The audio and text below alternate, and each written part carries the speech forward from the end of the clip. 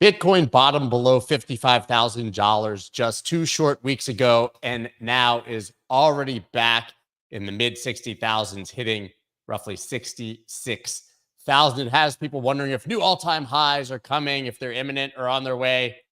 I'm going to be a spoiler. I think my opinion is that we're back in the range, and it's still going to be a choppy summer. But I've got someone much smarter than me to unpack this and discuss what's really going on with the market and with the news. David Duong, the head of institutional research at Coinbase.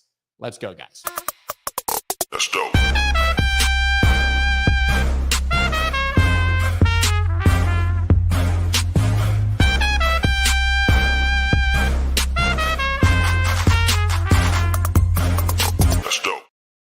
What is up, everybody? I'm Scott Melker, also known as the Wolf of All Streets. Before we get started, please subscribe to the channel and hit that like button. As I said, Bitcoin trading right now roughly around 65,000. Personally, I think there could be some signals that we're topping here locally, but we will get into that with Dave and, of course, with Christopher Inks on the back half of the show. I'm going to go ahead and bring on David now. Good morning. How are you?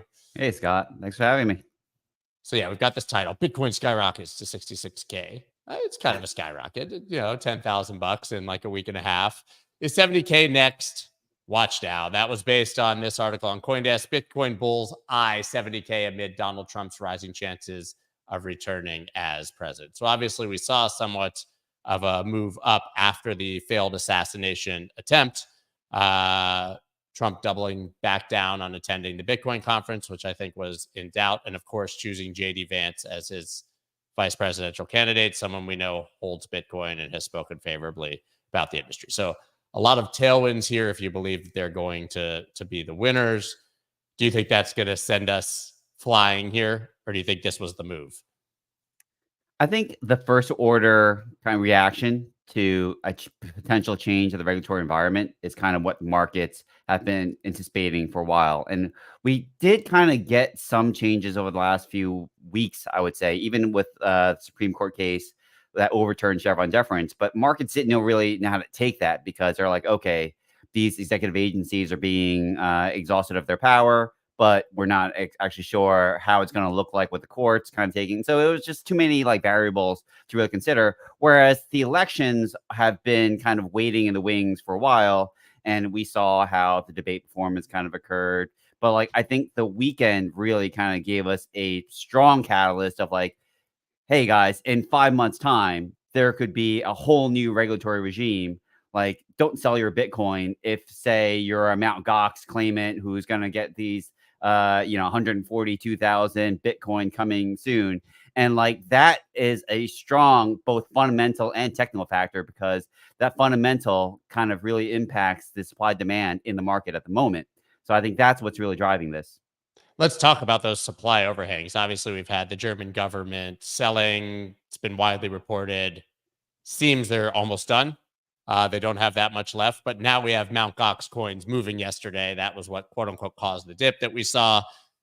I'm kind of with you. I think most of these people are early Bitcoiners. Most likely they're way up. So maybe they'll take some profit, I guess, but they understand the cycles and probably are getting this back and thinking, man, this is just gonna fly. And it's also going to be sort of a scaled release of tokens, I would imagine. It's not like everybody's getting billions of dollars of Bitcoin. I think Bitcoin Cash is going to dump because they're getting that too. And I don't think anyone wants to hold that, but maybe I'm wrong. I'm sure there's going to be some people who are going to consider the relative value plays between Bitcoin Cash and Bitcoin itself. And there's going to be that dynamic that's going to play between like BCH and BTC. But I think overall, though, for the most part, if anyone's worried about a sharp shock due to Mt. Gox, I think that is not going to happen. At the very least, I think there are going to be considerations being made by the claimants who are receiving the Bitcoin to actually go, you know what, like this is the right price point. This is the volatility in the market. This is what I got to consider. I think it's going to be a lot more orderly if there is even selling that's going to happen. And there could be, but I think it's going to be fairly minor. I don't think it's going to have a large impact on the market. I mean, overall, like just in general, these guys are OGs who probably had strong belief in Bitcoin. assuming they weren't one of the like early, like the guys who accepted an early payout or sold their claim to another third party. Like most likely they're not gonna just kind of say like, oh, I'm completely indiscriminate towards the market and I'm gonna sell at any price. Like I don't think that's what's gonna happen here. So we've had this sort of detachment, I think you can say, from stocks. Certainly, I don't know if you can say from macro, but certainly, Bitcoin steady downward trend since topping in March, while the Nasdaq and S&P have just continued to make all-time high after all-time high after all-time high. But I think it's fair to say, and when we sort of were unpacking things before the stream, there's still a lot in the macro that's worth watching. Now, I know you guys obviously have to keep that context in mind. You have to sort of report your general feelings to customers and other institutions in your research. So how are you framing Bitcoin right now and its potential and timing in context of rate hikes and the election and liquidity cycles and an Ethereum ETF? There's so many things. Yeah. I mean, overall, I think that the next 2 months, probably like as the early part, the 2/3 part of like Q3, honestly, it's probably still going to remain fairly choppy, just because there doesn't seem to be a lot of catalysts coming on the crypto side. I mean, there's the ETH ETF that's coming next week, but I think expectations for that are still fairly low. For example, we have this narrative on the political side that might be changing things. So, I think that's the one variable that I don't quite have a firm grasp on in terms of potentially kind of moving things. But for the most part, the macro side also doesn't have a lot of momentum to it. Not until we get to September, when I think Fed rate cuts are actually coming. And then I think things are going to rip. I think as we get into Q4, I would be very constructive on long duration assets, both stocks and crypto. And I think that is still contingent upon whether we're going to have a decent macroeconomic environment at that period of time. I think we do. But honestly, Scott, I've been reading a lot more from other very smart people who are saying we could have a recession in Q4 or it starts in 2025. And like, I've never seen opinions on the economy like vary so widely in my life. That's what I was going to say. Not only do we have varying opinions, but we have very smart people passionately taking both sides. Right. I Yeah. mean, there's people I've respected for a very long time, whose research I read and whose opinions I value, who say great reset is coming and it's just been delayed. And then there's people who are just like, dude, we're going to get liquidity before anything breaks and it's just going to be an absolute moonshot. Right. And so it's very hard, I think, to navigate that. And then certainly to put crypto in context of it. For me, I just go back to the base case of the 4-year cycle and think, okay, boring summer. We're going to chop sideways, and assuming nothing fundamentally breaks, it's going to be a great fall. Yeah, I mean, a big part of why the opinions are varying so much is that honestly, we have so many macro variables these days, and it's not that we never didn't have them like before. It's just that like almost all of them seem kind of relevant at this stage. And you get your ISM, which like 10 years ago, I think like people were like, oh, this is still too young as an indicator to kind of rely on. Now people are looking at it and saying like, well, this is suggesting that things are very wobbly at the moment. Unemployment rates are going up. And I'm like, yeah, but from super low levels. But I think like we're all trying to reckon with like what the actual scenario is. I tend to believe that for the most part, we have so many productivity led technologies that I think kind of came after the pandemic, when we were all stuck at home, like all of us learned how to like pick up, Slack and learn how, well, I'm not, that was an old technology, but, pick up how to like use like. Is that a pun? It was not, but it was not an intentional one, but, it could be a dad joke. But yeah, like I feel like we like everyone from like your boomers down to like whoever, like just picked up technology very quickly during the pandemic because you had to. And now like that, it kind of feeds into this potential productivity boom that's we've been waiting for since the end of the pandemic, but really hasn't materialized. And on top of that, we have AI and generative AI. And there's a lot of articles saying that a lot of companies haven't fully integrated yet or can't figure out how to integrate it. But I think that there are a lot more who have. and whose jobs have improved as a result of it. And I think that that could actually lead us to productivity, which has been dipping for like the last 15 years. And that runs in a lot of cycles as well. Like every like 15 years or so, like we tend to like see a run up in productivity that could move the economy up, probably starting as early as Q4. And I think Wow. that if we have that, we could see a lot more retail money in the space.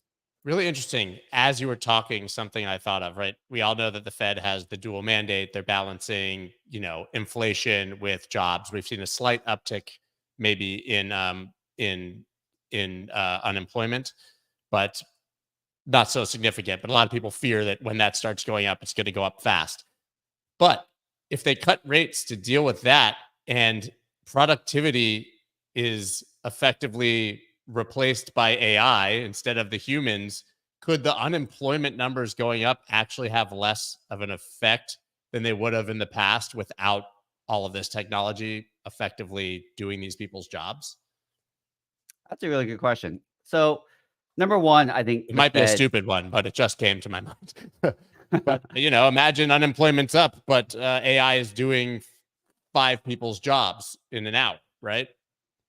Right, but, the Fed's mandate is to actually have not just, stable prices, but actually full employment as well, or like up to the NIRU, the natural rate of unemployment. So, I would say that right now the Fed is facing something of a Hobson's choice, and it kind of goes beyond its dual mandate, to be quite honest with you. And I think that's something that people are missing as well, because there's all these other realities that are going on in the economy. For example, the commercial real estate, which we've talked about for some time.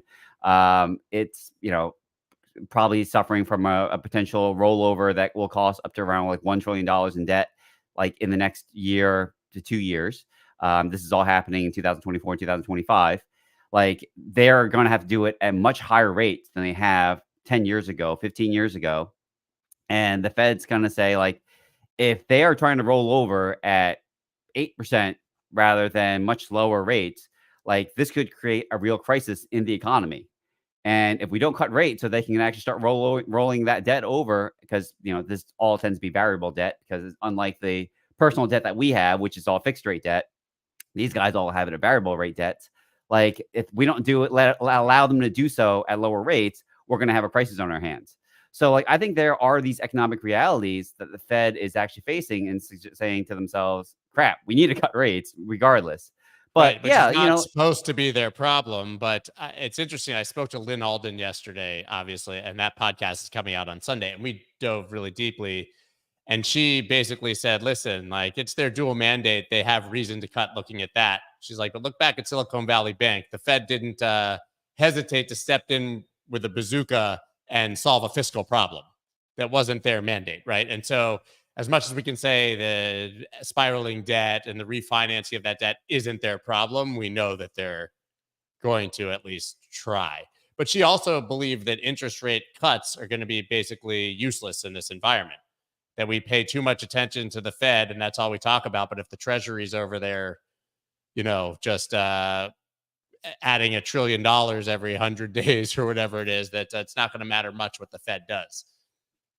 I mean, I think ultimately that's the concern. And I think in part, like if let's say the US elections happen and the choice that we make is someone who actually votes for or opts to actually increase the fiscal deficit significantly, it adds a lot to the debt, like that's potentially inflationary for the economy. What happens to crypto in that environment? I think that that's really the big question that I wrestle with, because I honestly can't really tell. It's very hard to tell what's going to happen to the dollar in that environment, because typically you would have expected the dollar to strengthen, because in an environment where you're concerned about that, except the source of the fiscal pain is coming from the US, which would directly impact that dollar. Like, what do you do in that scenario? Like, theoretically, I think you would buy Bitcoin. And I think that Bitcoin sits as a wonderful alternative to the traditional fiscal system and its deterioration. But this is also a longer term theme, to be quite honest with you. Like, we talk about de-dollarization all the time, but de-dollarization isn't happening tomorrow. It is Decades. happening like in decades. Exactly. Even if other countries aggressively start trying to do it today, it would take decades. Yeah, I mean, there's a lot of Network countries effect of who the are dollar preparing. is undefeated. Right. And like because there is no alternative for a lot of these a lot of these countries, like they pretty much say, well, we all need to hold US debt to some degree because we are trying to make the global financial system work. And we need an intermediary, and that intermediary is the dollar.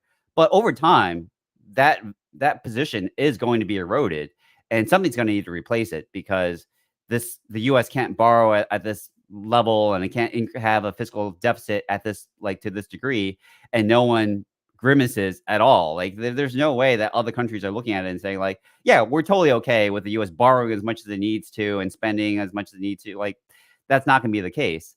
So at some point that will stop, and we're seeing that like slowly and slowly, like other countries are saying like, hey, maybe let's replace Swift with SIPs, for example, and let's like put like look for other alternatives in our reserves. Let's hold more gold instead of US treasuries, for example. So I think over time, like you are starting to see that happen. It's just we're at like the very tip of that. We're not like it hasn't like materialized into like a massive destruction of the US dollar, for example. But what I hear is if things go really well, buy Bitcoin because it'll be higher beta and it should outperform like it has in the past. And if things go really bad, buy Bitcoin for the long term because you'll need to have it. So I see nothing but tailwinds in either direction when I really dig in. Doesn't mean it wouldn't go down in the short term, on a event, but it Yeah. seems like there's really no major bear case for Bitcoin in the long term. Certainly. At least of the two main scenarios I see in a post-election scenario, let's assume the Republicans have a sweep, for example. Well, yeah, like Trump and like his cohorts definitely have a very strong view of like the US equity market, for example, and they want that to grow, and they're very pro-business. That is probably going to be good for Bitcoin because I think that for many, Bitcoin is still observed, at least in the institutional space, as a technology play more so than as digital gold or what other narratives that we kind of put on it. But then also like if we're seeing like massive fiscal inflation, for example, I think that there is the potential for Bitcoin to kind of reclaim its spot as an inflation hedge and actually do quite nicely in that environment as well. And so I look at those two scenarios. I'm like, either one of those actually say buy Bitcoin. There's other scenarios, of course, but those are I think the two main ones that I think are going to be there. Well, speaking of Trump, he says he wants US in charge of crypto before China. We also saw, maybe a month ago, he said he wants to have all Bitcoin made in America, which was just a classic Trumpism. But also teasing another NFT launch, I believe his fourth collection. I haven't looked at how well these have done. He is Maybe single-handedly but I keeping the think they've NFT. actually done pretty well. I think he's single-handedly keeping the NFT market afloat. I don't know how well it's been doing, but like I haven't really been hearing a lot about NFTs except fire ordinals and other things, except because of like Trump's collection. I don't Do you know. think just totally, if we get the cycle, and things ramp up, do you think that we see a big cycle of NFT, PFP projects again? Like, is that an indictment that right now you don't hear about them and they're dead, or is it an opportunity? I mean, some things just die, like Beanie Babies, right? I'm not saying NFTs are Beanie Babies. So something being completely dead at the moment is not always an opportunity. I have a feeling, though, that at least some of these like more blue chip ones will probably see another huge rally at some point. I think they could, and I don't think the NFT market is dead per se, but certainly a lot of the meme coin activity that we saw in this cycle, I think, kind of supplanted NFTs to some extent. Like at least the NFT, Agreed. movement that we saw Same in audience previous years. Yeah, with the community arguments and all of that. I agree. But I think that we don't know what happens in 2025 if we get a proper cycle. Right. Yeah. Exactly. What will happen? How much money? So listen, I want to pivot a bit to these ETFs. Pretty astounding numbers still. Right. So the Bitcoin ETF inflows hit 6-week high of 422.5 million. That was just yesterday. Right. Obviously, with Bitcoin, as I said, recovering 23% off the lows. We also went over 16 billion in net inflows, and that's in 6 months. right? Yeah. And a lot of people think that's constructive for what would happen with Ethereum. We've seen Matt Hogan, he was on here last week. Bitwise CEO predicts Ethereum ETF inflows will push Ether prices to all-time highs above 5,000. He thought that it would take basically 18 months to do what it's taken Bitcoin 6 months to do. So 15 billion or so in inflows in 18 months. So we, much like the economy we talked about, we have a very, I think, wide range of predictions for what happens when these things start trading, likely next week. Yeah. First of all, I think on the Bitcoin ETFs, I agree. I was wrong as well. My expectations on the flows were much more conservative compared to what we've actually gotten in the first 6 months. And, like I think that part of that over the last week has had to do with the fact that expectations on the German government being exhausting their like supply of Bitcoin caused a lot of people to realize that like there was going to be a bump up, even short term, because like once they were done, like that supply overhang was going to like kind of lead into fundamentals kind of being supported again. But with the ETH ETFs kind of coming next week, I think it's actually coming at a much more opportune time. I think initially when the Bloomberg Intelligence guys were expecting that was going to come the week of July 4th, I was actually very Oh, worried. So it's like, terrible. oh my So it would have God, been super terrible. low Like liquidity. that's a week with 2 Fridays basically for legacy trading. So Wednesday was a half day, Friday was off. Or no, then so it basically had like 2 expirations. Thursday was off, nobody around, and market at lows. Yep. I think right now it seems like the ETH ETFs are probably landing at like the best time they possibly could. And I think that kind of goes for both what's going on in crypto as well as, you kind of mentioned US equities before. I think that also is playing a theme because you have a lot of like investors who are, they've been playing the AI theme for a while, but I'll be honest, it feels like the AI theme is starting to get not fully exhausted, but somewhat exhausted. There's been this rotation into small cap stocks, for example. We're now in the middle of earnings season, or at least the beginning of earnings season. And I think that, even though for the most part, earnings have been supportive of the idea that maybe things aren't quite as expensive as some people fear, I think the idea that people are looking now for other things, I think, could actually suit crypto pretty well. And they might be looking at ETH and actually saying, like, you know what, like this could be this interesting asset that so far no one's really like spent the same time like marketing, right? Like we saw like ahead of the spot Bitcoin ETFs, like all the issuers were really kind of out there and kind of pushing the product. Because ETH they're new. hasn't gotten the same treatment.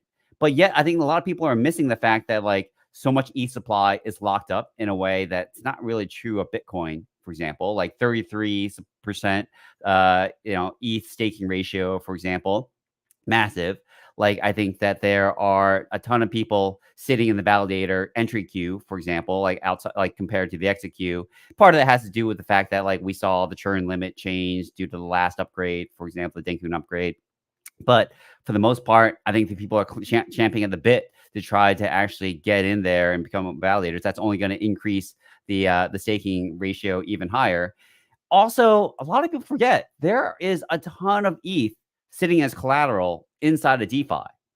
Like, like there's like $9 billion in Aave, for example. There's like so much in all these platforms that are inside of ETH that really, if the value of ETH starts going up because inflows go up even just a little bit, because there's a little bit of demand for ETH, like that means that there's going to be a multiplier effect of that collateral actually representing significant like amounts.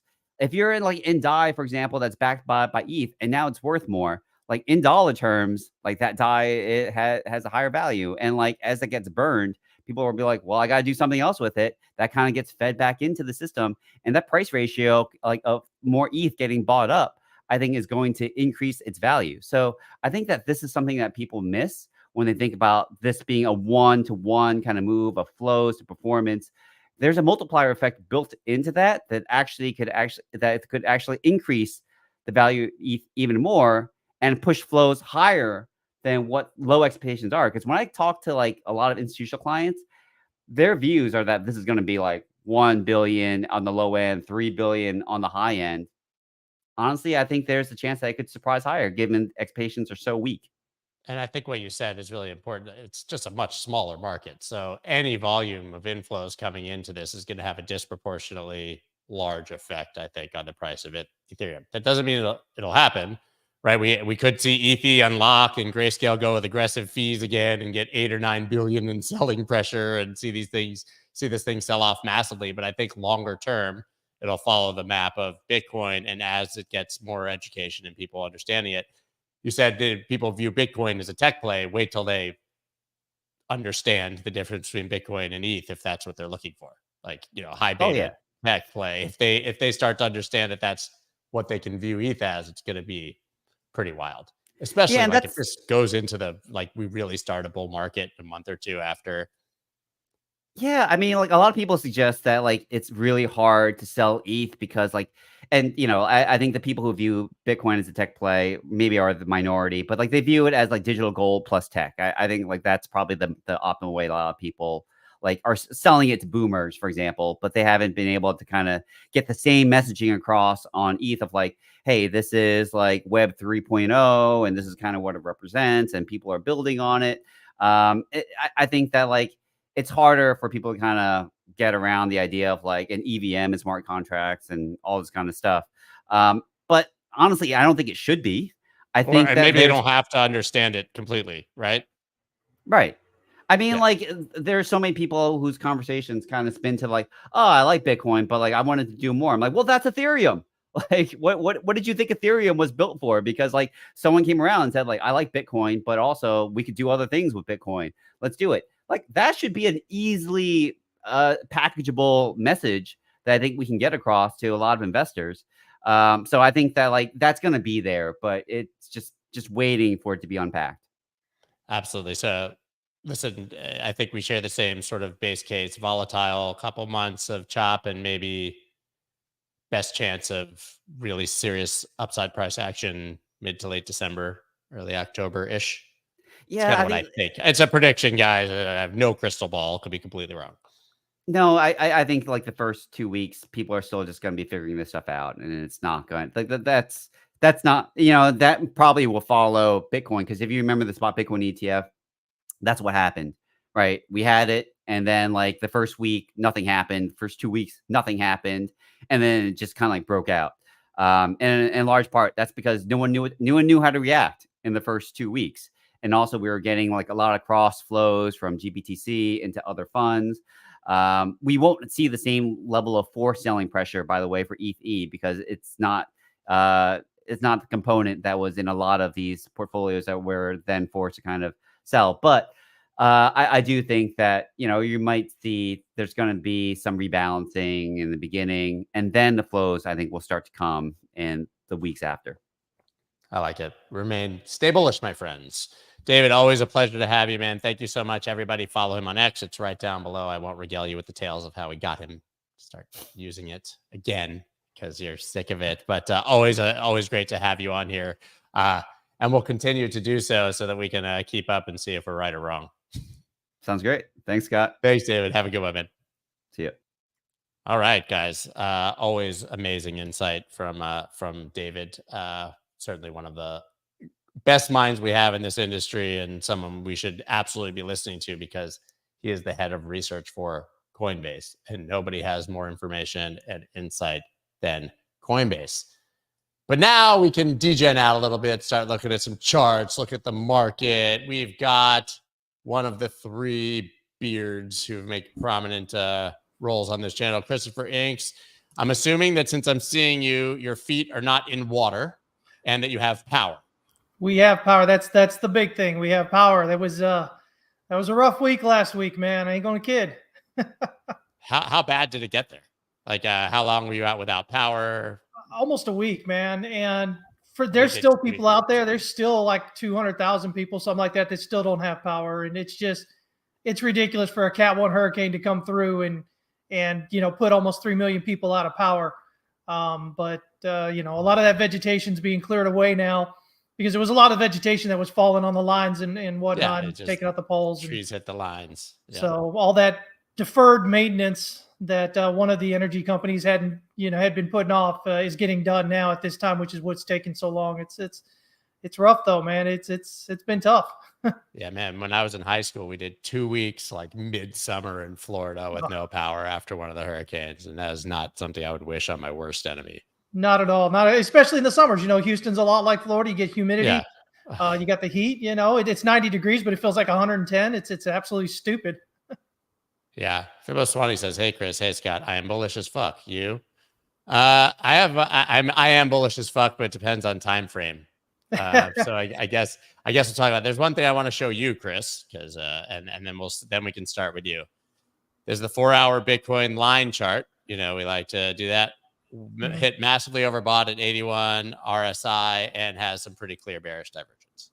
Yeah, and also you can see there that the on the RSI, it's getting pretty close to a lower low on that, and price will obviously be a pretty significantly higher high. So we might just see one of those things where it just kind of overlaps and continues up a little bit higher. You get the overbought, oversold, or the bearish, bullish kind of thing as it finishes out. So yeah, you got to pay attention to it. But there's other good things we're looking at as well. It's been a great rally. To me, it says like we drop $1,000 or $2,000 or something, freak everyone out. This resets back to like the half line, and then continue back up. Like we go retest the bottom of the range or something. I mean, the daily. Obviously, now these lines are all over the place, but we had the oversold bullish divergence, most gratuitous bottom signal you're going to find, guys. Like, I'm sorry. Oversold, exactly. And on the daily, we hadn't been oversold since 26,000 in August, right? I mean, this is like, it's when it's even being oversold as a signal at that point that something's going to happen when you get bullish divergence. And we've only gotten up to 62. So maybe, maybe that retraces like this, bounces back to 50 RSI type thing, and then we continue up. But let's show potentially something around there. Exactly. So me, I've been continuing saying this range. I've kind of expanded my range a bit as price actions played out. But again, for me, the volume and price action has told the story. I've continued since the beginning, basically talking about this likely being reaccumulation. I haven't changed. It still looks like that. As much as we've gone through all this, volume just continued to drop off. There was no real significant volume at the tops here. Volume was dropping off quite a bit as we got through there. So what that tells us is there isn't any real selling going on up here, which is what you usually get in distribution. Coming down through here, we didn't have any like strong move up in volume. Usually you're going to see a really strong increase in volume as you're coming down, because that's that added sell pressure as it's going down. That's market acceptance, right? The market says, oh my gosh, we're going to go down. We all need to short. We didn't get that. We got down to the bottom here, printed this great looking pin bar right here on the S1 pivot on the daily. And so we say that the S1 pivot there held this support. Again, as you showed, we had that bullish divergence coming out of there locally. We had this, depending on how you look at it, if you look at this as look at this through Wyckoff logic, this would be a spring. If you look at it through, just a channel, it's a throw under. And you get this great movement afterward, which is what you look for, right? When you have some kind of throw under like this, you're looking for a nice explosive movement up, which is what we got. So, I mean, there's so little to be bearish about on this. And not only did we get this, but we had this spike of volume, large candle spread close above the daily pivot. Next day, we've got this, again, similar volume, not quite as much, but similar. But the pullback was just to the channel EQ here and closed back up above it. Here we are above it. So, the way I'm looking at it, as long as we're above that daily pivot, we're targeting the R1 up there. We're targeting 70,000, 70 and a half up here toward this area. If we do happen to break down below this swing low here, right around the 62,460 kind of area, I'd be looking for 59, 60,000, which is basically the hourly pivot area there. It's basically be a retest of this descending resistance. But honestly, I don't know that we get that. I could see a scenario where maybe we kind of like dip a little bit lower here and then go up. But ultimately, I think we continue to be bullish. Again, I see nothing on this chart here that says that anybody should be bearish. The volume and the price action are really the big speakers here, and it looks great. So, I think we're still looking good. Hopefully, some people got some buys down here, didn't sell down here and get caught in this bear trap. But again, you got spring here. You've got this test of that spring, higher low, significantly less volume coming out of that. It's a successful test, rallied up, pulled back, S1 pivot, and then took off. I mean, I love it, man. Someone's asking, what about the CME gap? Is there a CME gap? I haven't. There's even looked. tons of CME gaps all the way down. I think Big Jonas has been Well, I talking know about there's it a some lot. very far down. I know, but that we're Yeah. not, I think. But I can as listen to I've talked, many times before on here, just because there's a gap doesn't need to mean it needs to be filled. There's different types of gaps. Yeah, I wrote a Weekend whole gaps. article on it once. Yeah, weekend gaps are just gaps because the market's not open at that time, and so they rarely need to be filled. Or if they get filled, it's kind of like a toss up of whether they do or not. And so I think if you just trade gaps, I think you're kind of really been kind of putting yourself in a bad position on this rally up from 20,000 because we got multiple gaps in there. Yeah, I think I'm assuming he means this one from over the weekend. It gapped up basically from the close 57.7 to 61, but that like you said, that's a pretty normal gap. And there's a lot of kind of gaps. I literally wrote about an article on this in 2020. Yeah, I remember that article. Yeah. There's and if you draw that, not all gaps are created equal. If you draw that descending resistance that I got on my chart there on that, you'll see that the gap's right through it. So again, I wouldn't. That's the least of my thoughts is worrying about it getting back down there. It could, sure, but I think if you're trading just based on the fact there's a gap there, I think this cycle has been pretty clear that it's not a really great trade to make because again, there's just multiple CME gaps as we come down. Now, they could get filled at some point, but I don't know. We'd have to have a pretty big change in sentiment and whatnot, I guess, to get us back down there toward 20,000. So, but yeah, I wouldn't really worry about a whole lot. Perfect. What else you got then?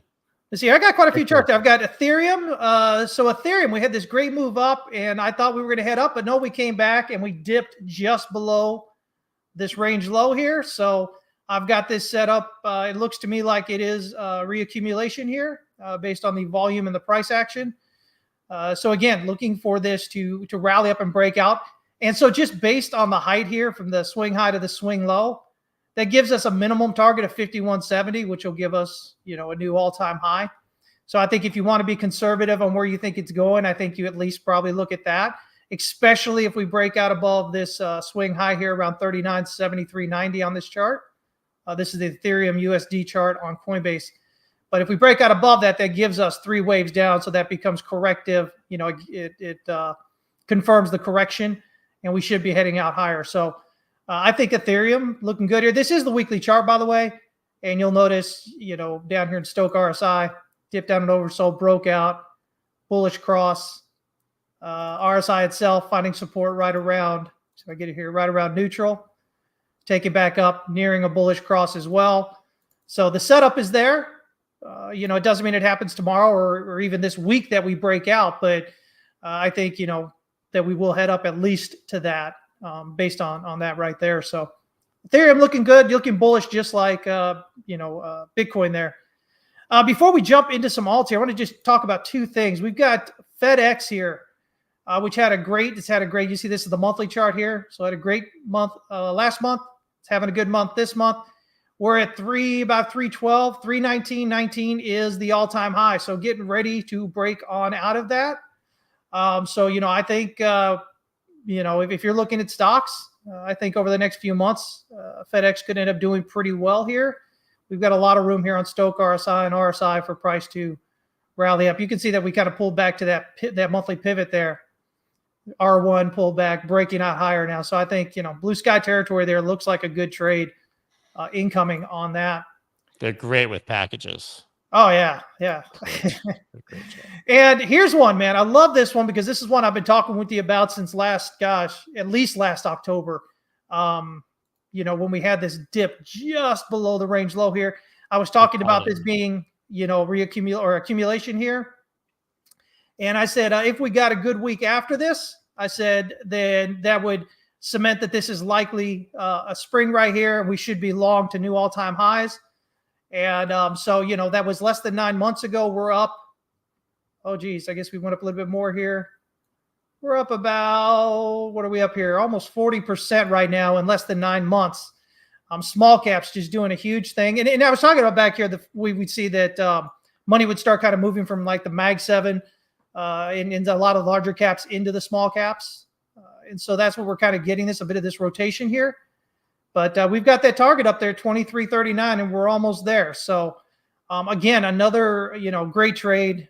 I know it's almost 9 months for 40%. Oh my God! But terrible. The pain. The pain.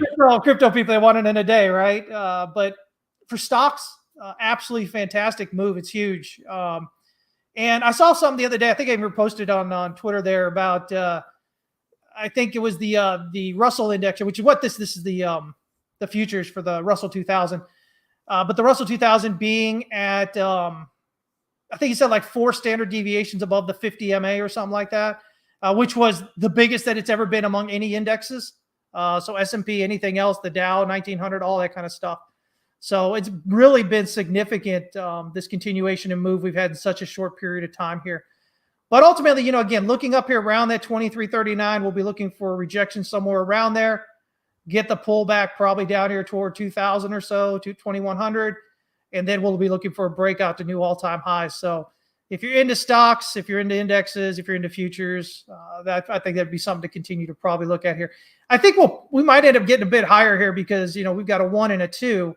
We're still in 3 here. We haven't even done a 4 yet. So we might actually head up here toward 23.85 even, getting it pretty clear, pretty close toward the all-time high before we actually get that wave 1 completion. All right, let's look here real quick. Oh, one of my favorite charts I'm looking at right now. Look at this Atom chart, this weekly. Look at this. That looks just like the one you just shared, by the way. It does, right? Or when it was at the bottom of accumulation. Funny how that happens. Look at this, man. But this is June 20th, the week of June 20th of June 13th, 2022. And we have bullish RSI divergence since then until July, the week of July 1st here. We've got what appears to be a spring here, a low volume spring. So we look at the volume over here on this candle. Let me see here on this spring, on the selling climax over here. Oh, okay. Let me get in there. It's 42.65 million on this candle. And then we get the spring here, low volume, 14.841. That's exactly what we're looking for. I like this as a long. If we can get an impulsive breakout and close above this descending resistance, that would be even more kind of, support for this idea of what's going on here. But I think we're long here at least to the weekly pivot, which is almost $11, $10.80 or so. But honestly, I believe we break out and we continue to break on up here going toward that all-time high. So I really like the setup on it. If we jump into the daily, the daily itself has bullish divergence from back here on April 13th to that swing low. Again, kind of like Bitcoin. You see that the S1 pivot here on the daily is holding a support. You just wicked on down through it. Here we go and rallying up, right? Now that doesn't, we're probably, I would think we'd probably get a rejection here right around this area and pull back first and then break out. But again, ultimately, I think, we look up at least to that $10.80 area, that weekly pivot, and likely much higher from that. But it looks so beautiful on the weekly. Had to show that. What else do we have here? We have Injective. It's got this wedge thing going on here. We have a throw under of the wedge. We've got a strong rally up off that. Again, this is the weekly chart. So, we should cross through the weekly pivot and the descending resistance around the same time. And if we can do that impulsively and close above it, that should indicate that the low is in. Locally, we've got basically a $40 target and a $46.85 target. But really, especially if we're getting up there, we should probably be looking minimally up here around $107 based on the height of this pullback here. So, this is a great setup, I think, again, right here. We just need to get that breakout through there and see some follow through. Should really kind of set us up. What else do I got here? I've got ENS, Ethereum name service or something like that, I believe it is. Who cares what it's called? That's right. Who cares what it does? We just look at the charts. This is that coin that distributes cigarettes to children, right? Go. There you go. There you go. It's all right. I'm not buying it right now. I've got this swing high and this swing low in the form of a channel here because the EQ works really good here as support and resistance. So we've kind of pulled back to the daily pivot here. So if we can get a break back out above this EQ, I think we're looking up here around $37.60, getting up there. And that would be the target that I would have for now. That kind of gets us right as well as this support over here. Ultimately, though, this is just one big accumulation range here. Or you can even just look at here if you wanted to. You could jump here and just draw something like this real quick. And there's your, there's an accumulation right there. You got a nice jump across the creek, back up the edge of the creek, rallies back up, distribution back down here into into accumulation again. And so it's really a beautiful kind of move. Support and resistance, pulls back to. So it's really clean movement. I like it. So again, just looking for that rally up and breakout above that EQ there to kind of get us going up toward the $37 up there. Let me see here. We got Maker. Maker, something we've talked about a few times. We got this nice, great rally. Again, S1 pivot doing the work on the daily. Nice pin bar. You see this a lot. You'll see this a lot of these charts.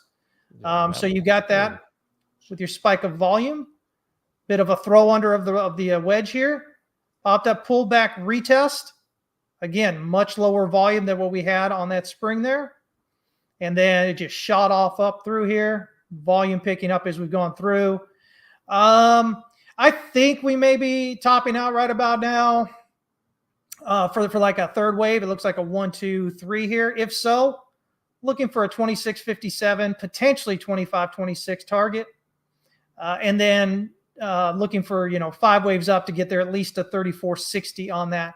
But again, this to me is just the beginning of what would be, what would ultimately be a breakout higher.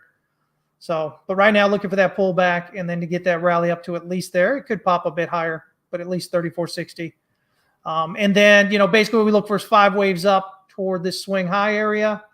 Then we'll look for 3 waves back. And 3 waves back, and then we'll look for the breakout higher. So the setup is there. The money's to be made. Just got to believe in yourself and in the chart, I guess, right? Real quick here, VET. I want to start with the weekly just because, man, look at that weekly candle. That's beautiful. Nice, large, bullish engulfing candle. Almost the same volume as the swing low there. We broke back out with that volume and that candle there above the weekly pivot, as we can see. We're just getting going on Stochk RSI. RSI broke out bullishly. It's sitting around neutral now. Jumping to the daily, we got a little bit even better. Again, S1 pivot doing the work. Nice pin bar on it. Rally up, pull back, retest. Again, big volume on the... Yeah, maybe Bitcoin's going to retrace a little bit here, but like slowly and reset. We actually get some altcoin action. Looking at these charts seems not unlikely. Yeah, no. But here's the thing also. I think, again, something I've been saying this year is that I think that, we're going to kind of see, I don't think we're going to see that full rotation that we're used to seeing every other cycle. You've got all this. Nobody new here. Yeah, well, and you've got all this money coming in through the ETFs, right? And that's going to keep driving Bitcoin higher. I mean, hell, we had almost $500 million coming into it yesterday. We had just over $1 billion coming into it last week, right? And so, I think we see Bitcoin continue to go up, and I think you see, the crypto bros kind of, just continuing to trade alts. It's just what's the, what is the particular. Is it going to be memes? Is it going to be whatever? Really, I think you have to be a little bit more selective this time. But overall, I think that's what we get. But again, here, same story that we're seeing across a lot of these. You have the pin bar on the S1, big volume, retest, higher low, lower volume, successful, leads to a breakout of descending resistance. We've broken out above the pivot. Ultimately, want to see this stay above the pivot. If we break down, I expect to see this pivot area hold here on the daily. Right there around, what is that, 29 cents or so before we break out higher. But again, looking pretty good at the moment here. We did get a pullback of just around 70.5%, which is my favorite retracement level. It's that institutional level, and works out really well there. So we'll see if we can get that pullback here and then break out higher, or if we'll just kind of, what happened with Bitcoin here leading into this, the last few days with the continued rally, was that the 15-minute and the 1 hour kept resetting. So your 4 hour stayed kind of high, your daily stayed high, but your very small time frames, your 15 minute, your 1 hour just kept resetting, which was what kept pushing it higher. So we could still see that on these as well. But when we can see that rejection, we would look for that target there at that, pivot area, and then look for the breakout higher. And finally, I'm sitting here obsessing over the Atom chart now on my side. The Atom chart's awesome, man. I love it. I love it. It's one of my favorite charts. It's so clean. Long time. I have ADHD, so I get distracted. I'm watching what you're saying, but also charting Atom myself. Yeah, go ahead. It's fine. Yeah, Rose. We've talked about this one a few times as well.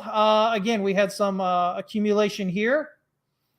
We had our jump across the creek and are back up the edge of the creek here. We're doing our thing. Looks like we're ready to kind of rally up higher there. Again, this is the weekly chart. And so I'm really looking for an impulsive breakout above this kind of, 10 to 12 cent area. And if we can do that, impulsive breakout and close above that, local targets, 15.8 cents, 18.53 cents, and even up here at around 32.93 cents, but especially once we can get that breakout there. So really kind of watching Rose here to see how that plays out. That did have that bearish divergence here, which sent it down. As you can see, with the lower lows here on RSI, higher lows in price, sent it down. But there's that range holding support here, right here where you've got all these wicks.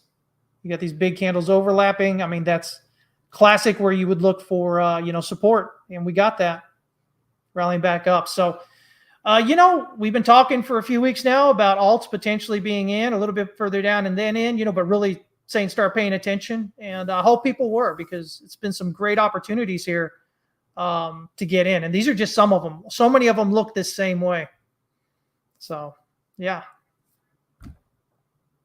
Yeah, I mean, they all look like they're ready to explode.